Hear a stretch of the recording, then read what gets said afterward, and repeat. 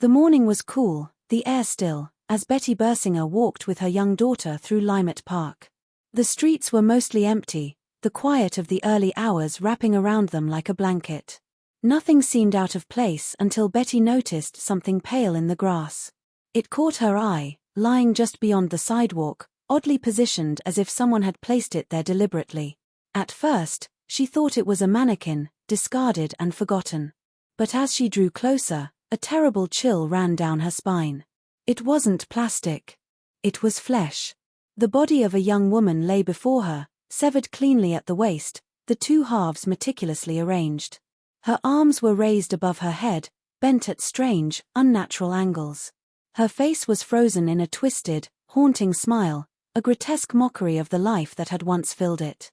There was something deeply wrong about the scene, something calculated. Most horrifying of all, there was no blood. Not a drop. The ground beneath her was dry, undisturbed, as if the life had been drained from her elsewhere and her remains transported here, placed with care. Whoever had done this had taken their time.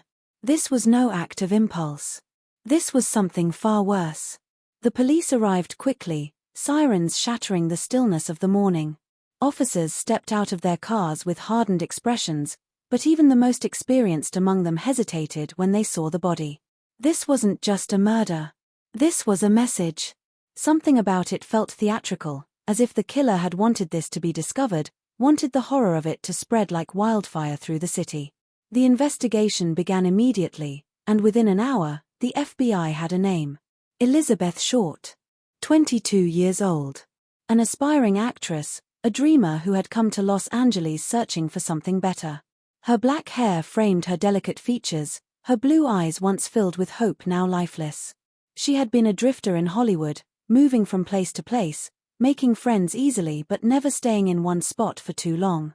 She had ambition, but in a city that devoured the hopeful, ambition was never enough.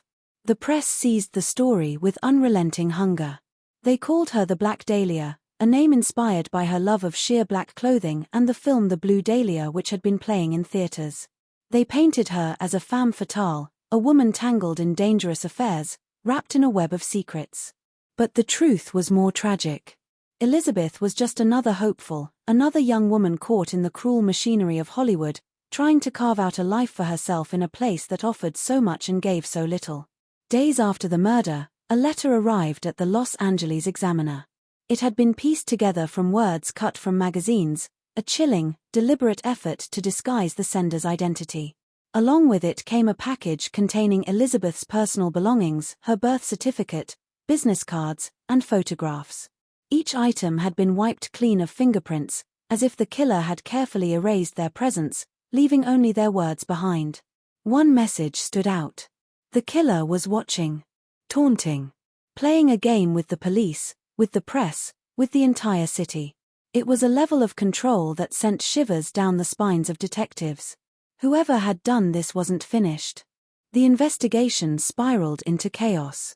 The sheer precision of the body's dismemberment led detectives to question medical students, surgeons, and anyone with anatomical knowledge. They traced Elizabeth's final days, speaking to those who had seen her last, but the details were murky. She had been seen at bars, at diners, sometimes alone, sometimes with different men. Each lead turned into a dead end before it could be grasped. The city held its secrets tightly, and no one was willing to give them up. Theories multiplied. Some believed it was a crime of passion, a jealous lover unable to bear rejection. Others whispered of a serial killer, someone who had done this before and would do it again. One name began to surface more than others, Dr. George Hodel, a wealthy physician whose influence reached deep into Los Angeles society. His own son, years later, would claim his father had been the one to kill Elizabeth, that the darkness in their home had been deeper than anyone had imagined. But at the time, there was no evidence strong enough to hold him. No evidence strong enough to hold anyone. The days turned into weeks, the weeks into months. The case remained open, but the leads grew colder.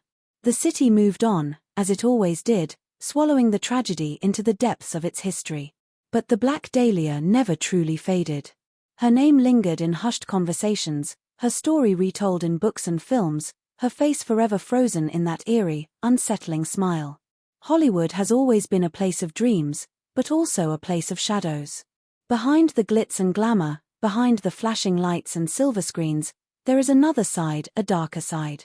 A side where people disappear, where ambition turns to desperation, where the bright promise of fame is snuffed out before it can ever shine. Elizabeth Short walked those streets, dreamed those dreams, and became something else entirely. Not a star, not a success, but a legend, one carved in tragedy, wrapped in mystery, and forever unsolved. The killer was never found. Perhaps they died, taking their secrets to the grave.